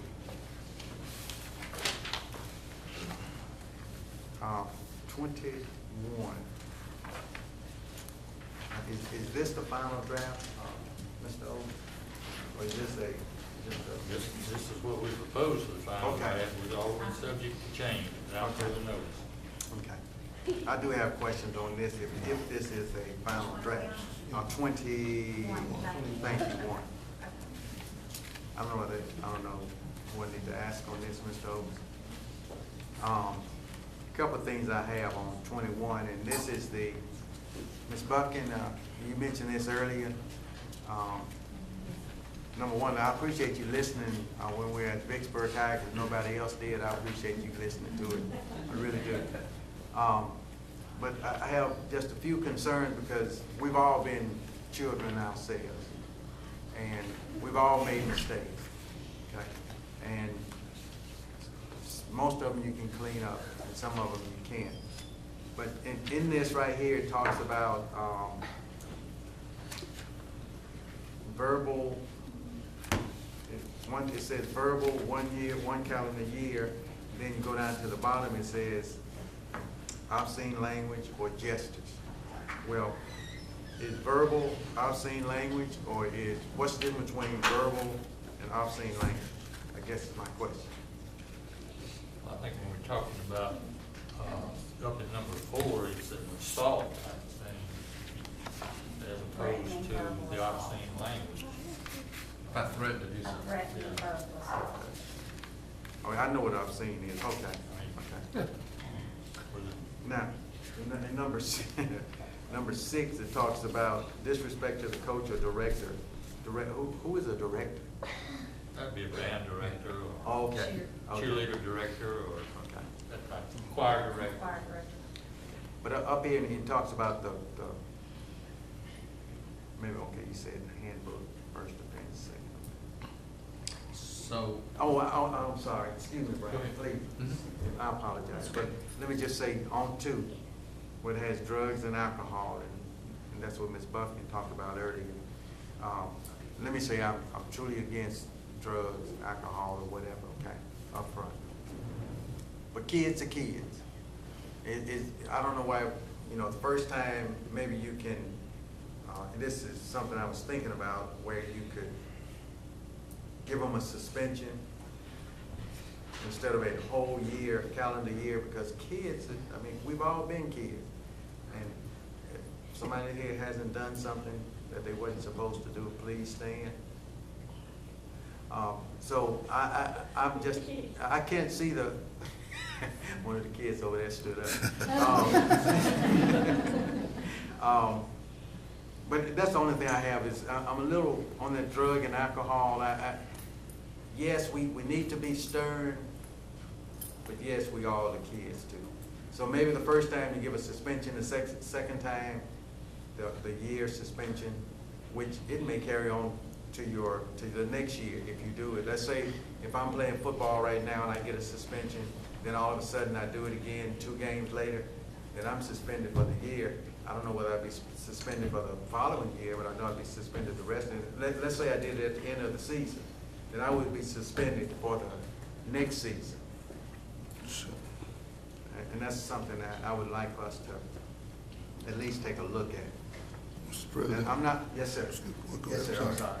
Go ahead. No, sir, go ahead. I would like to ask both the high school principals, have you all been able to sit down with your coaches and get their input on these rules? Have you sit down and got what their input? They had excuse me, Coach, they had a meeting up here.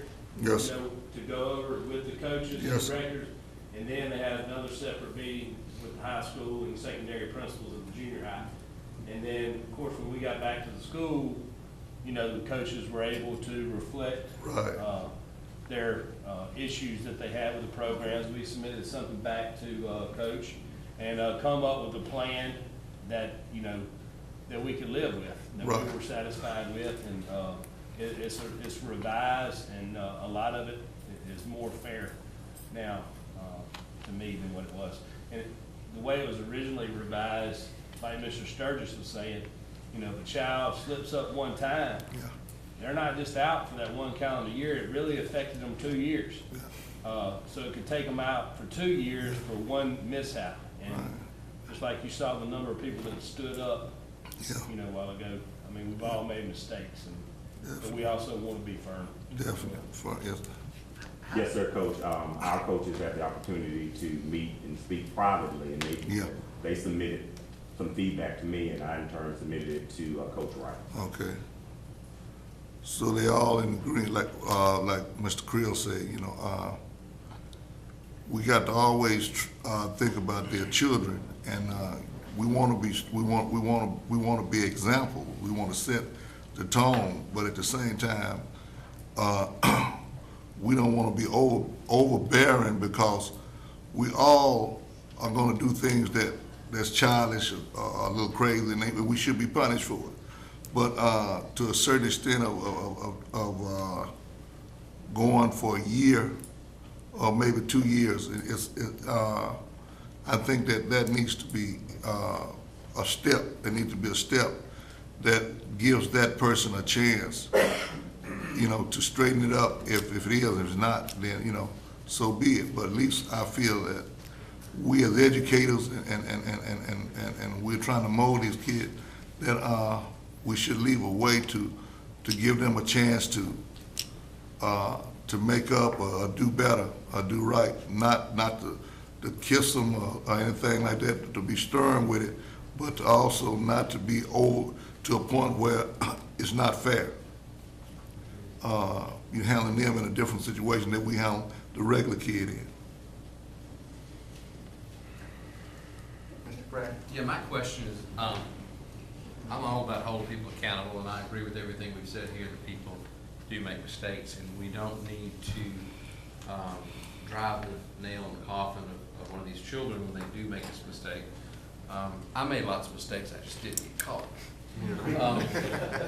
But that being aside, my question to superintendent is, if you are, let's say, in band and get caught using drugs in the middle of the year, we're saying that you can't be in the band for the rest of that year, right?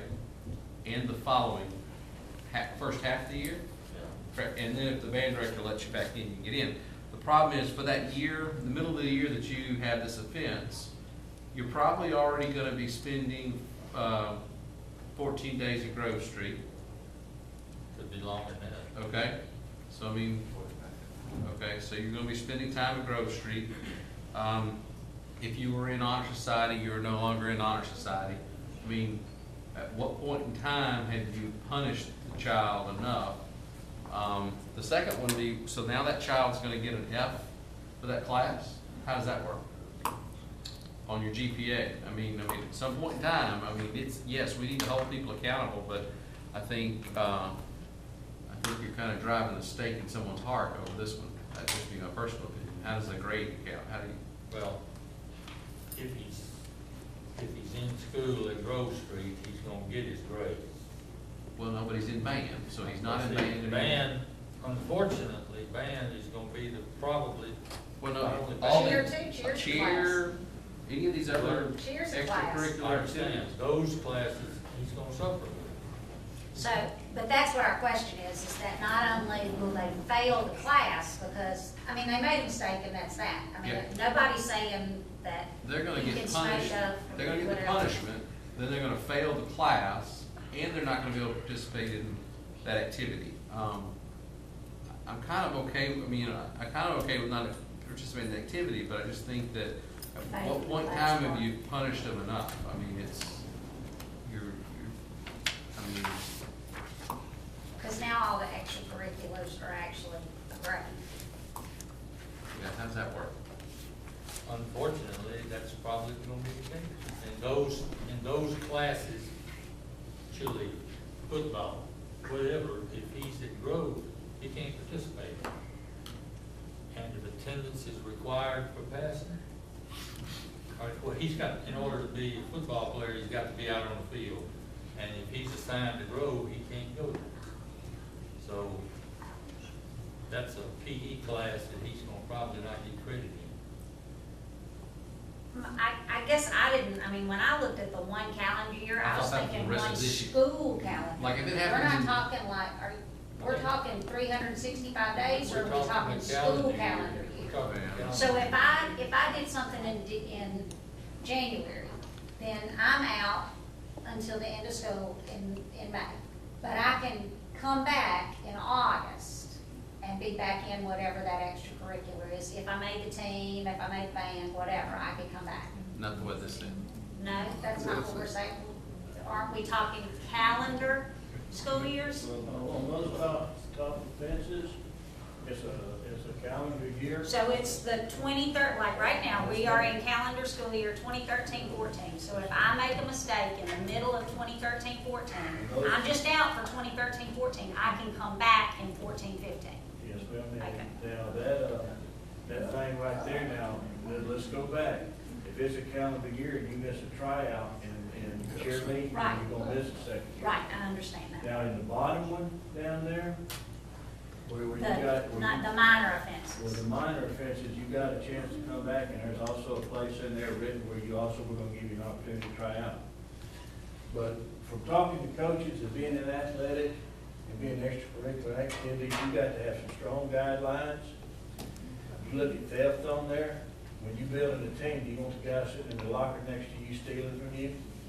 If you're a coach and a child is brought on and had numerous, or some occasions with dope or drugs, do you want that in your program? These are extracurricular activity programs. They're a privilege. They're a privilege. And we try to set up guidelines to address the top, and then also give the coach some leeway with those second guidelines on there. If you start talking about the balance of the school year, if I get into trouble in September, then I'm out for the whole The school whole year. school year. If you get in trouble in March or I'm May, out till May. you only got a month or two. So that's not an equitable punishment for both of us. I'm being punished more than you are, in one sense. Yeah, what is? It's one calendar year, let's clarify that, because I think there, Thank you. I think when you asked the question, Ms. Bullard, the answer was, you can come back to next year. Right. You're out based on what this is, if you Whatever. commit the crime in January, you're out till January of the next year. If I commit it in September, oh, no, that's not what this is saying. Yes, that is. That's what it's saying. That's what it's saying. That's why I That's said what we I'm need to saying. clarify that real quick. 'Cause you- On August the 29th, which is tonight, if you mess up, you got one calendar year until that goes. The question is, are you using this to weed out who you don't want in it, or are you using it to punish them? Because you've already punished them so many other ways. I mean, I think with coaches and with extracurricular activities, you have to have some standards and some guidelines that are set a little bit higher. And I think the coaches agree with that, and also the principals, Ms. Creel and Mr. McDonald, and my band director back there, he brought the same things to me. And we're trying to uphold those, and we're trying to keep those type of things from what we try to teach the kids at the extracurricular activity level, in your band, your choirs, your cheerleaders, and your sports, to live at a higher level. And then there are some consequences for that, and those are the things that we try to teach at that level. My only other question on this Yes, ma'am. is, this will be the rules. So when my child, who will try out for cheerleader again, she's not gonna get a whole nother sheet from the cheerleader coach that says, these are the cheerleader coach Well, rules. These will be the rules and the only rules. Those rules will be implemented into each handbook. Yes, ma'am. So the cheerleader coach, the band director, the soccer coach isn't gonna have their own little play game. All right, now when it gets, those top six are going, and then You have the bottom ones, and every one of them would be the ones, guidelines that they use, yes, ma'am. And I met with them, and also, Mr. McDonald said they brought guidelines in, and we simply talked about them and discussed them. I can't do it yet. I have a question. I'm gonna get back to my first offense and second offense, but let's talk about fighting on campus. You have a first offense for the handbook, second offense for the handbook. But then, and I'm gonna go back, again, I'll go back and I wanna make this perfectly clear, Mr. Newspaper. I'm against drugs and alcohol, okay? But you get a calendar year for drugs and alcohol, but if I get to fighting, I'm gonna do whatever, I'm gonna do what the handbook says. Does it give you one calendar year for fighting? No, sir, what it says in there, and the reason that they went with the fighting, because if you look at 2 through 6 there, that individual person picks to do those things. You look at number 1, that can be instigated by somebody else. And that's what the principals looked at in that situation. If I'd walk up and I grab this lady here, start fighting with her, she's just sitting there, if it gets into 2 situations, then the same thing is going on. So that, we tried to do the fighting due to the fact that it could be instigated by somebody else, where the rest of them, they're individuals and they're on their own. That's amazing, because the fight that we had last year, who was the first thrower? Were we the first thrower, or were? What you talking about now? I'm talking about Vicksburg High. And again, if you look in there, sir, any type of competition will be governed by the Mississippi High School Activities Association. So if they So get if fight it's on on the the field, football it's field, it's. No, sir, it's gonna be after, It's it's gonna be governed athletics. by the Mississippi High School Activities Association guidelines. Because it's during a sanctioned school, because it's during a. Yes, sir. And They're that's still what our we look kids, at. aren't they? Do what? They still our kids, aren't they? Yeah, they're students first. And I think the coaches tell you, don't leave the sideline if my. The only one that's supposed to go on the field is the head coach. Correct. Okay. And, So, the others got the fighting anyway, so we're just gonna, I know we have to follow the MHSAA. I know we have to follow that, but yet we're not gonna give them a calendar year. Because if we did, we wouldn't have a football team right now, correct? Because they fought. If we use that, then that's why we put competition in there, to where the competition would be governed by the Mississippi High School Activities Association. Mr. Chairman, I move that we table this until the next board meeting, that so many variables being discussed, and give us time to study with our assistant superintendent and I superintendent. second that. It's been moved and properly second that we table. Have any other questions? Are you ready to vote? All in favor say aye. Aye. Opposed, like sign. Nay. Motion so carries. Can I make a request? Go, sir. Rick said here and chase this rabbit all around the woods all day. If you would, during this next month, send us in what your thoughts are. So, you know, we don't wanna give you what you think you can live with, but at the same time, we don't wanna try to read your mind, so let us know kind of what your thinking is sometime during the month. So we'll have some basis to look at what we got here. Yes, sir. All right? Yes, sir. I think this is the last one. 22. You got something else? It was This is 22. the last one, right? Yeah, the handbook, the handbook. Yeah. My question on the handbook and reading, why do we need two different handbooks? If we got a extracurricular activity discipline guideline, then why can't that be the same the guideline I think? Well, as long as it doesn't, when I read through it, it has other things in there that are pertinent to being in the band, I think. But I think it should line up directly with what that extracurricular activity discipline is. The other question I had was, do we have a handbook for both bands, and is it the same? Well, I haven't been submitted one for Warren Central. I think they need to commingle because we're one school system and we should be one. Vicksburg shouldn't have one, Warren Central shouldn't have one. Whatever happens at Vicksburg happens at Warren Central because we're supposedly one school. Well, I'll be frank with you, I think it's gonna be real difficult in band, and operating on my very considerable experience, that it is going to be extremely difficult to make one handbook for 2 school bands, just because band directors are so different from the rest of the world. They got to come together. No offense intended, Mr. Williams.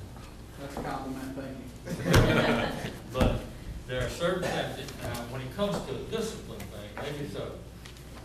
But the inner workings, the procedures that they go through are gonna be kind of contingent upon the personality and the structure of that particular band director. Well, I'm fine with that as long as both bands have a handbook that don't contradict any of the student handbook policies or procedures, or whenever we finally agree upon an extracurricular handbook, they shouldn't conflict in any way, shape, or form with that document. I guess at this point, this probably needs to be put on hold until we get this other worked out and get with Mr. Creel and Mr. Arundel to get a Warren Central, and let Mr. Arundel and Mr. Winter get their heads together about certain aspects that can be uniform. Not saying they totally have to be uniform. And would you do us a favor, please, sir? Those that commingle, would you kind of either put them in red or something where we'll see that they're the same, or pretty much the same clothes. So that way we won't have to guess to see that, Warren Central or Vicksburg, if they're doing the same. We're gonna probably have to put them in red and green. Oh. We can't, we can put them in just red. Yes, sir. Chairman, I move we also table this process. Second. Till the Been next. voted by the second. Are there any other questions? Are you ready to vote? All in favor say aye. Aye. Opposed, like sign. Motion so carried. At this time, we're down to F in personnel. Let's see now.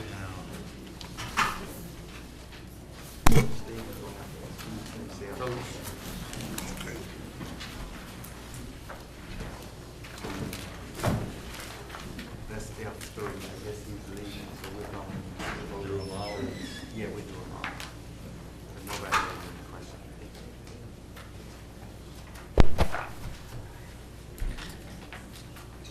Under F, you have the personnel 1, 2, 3, 4, 5. Does anybody have anything? Is there a motion to approve personnel? I do have one question. Okay. Do we have a policy on posting positions? Zena, do we have, I'm sorry, Nancy. No, go ahead, sir. That all the positions must be posted, or? No, not that I'm aware of, if there's anything in writing that says they have to be posted. This is, the board policy states something about in line with the federal laws or whatever. I'd be glad to make a motion that we approve personnel, but I'd like to request, as well as approving these, to request the superintendent to come back with a policy on job postings and how they should be handled. There is a motion. Is there a second? I second the motion. We're moving to proper second. Do you have any questions? Are you ready to vote? All in favor say aye. Aye. Opposed, like sign. Motion so carries. Would you give Coach Stevens, please? Now we're down to discussion. I'd like to ask the superintendent if there are any major changes in your personnel that was not discussed with the board. Has there been anyone substituted or? Like my knowledge. We have 2 board policy proposals, but you won't vote on them this time, so they'll have to be presented twice. One of them has to do with special ed gifted programs. The other has to do with the public participation at board meetings, which is modifications, and I think they're marked. Are they marked in red? They're marked in red. Marked in red. So those will be presented to you next month for your official vote. Information on. This time, I guess we'll let you all out. Is there a, we're in the age now. Yeah. Is there- Is there a motion? Make a motion that we go into closed session to determine the agenda for executive session. Second. Been moved and properly second. Are we ready to vote? Any questions? All in favor say aye. Opposed, like sign. Motion so carried.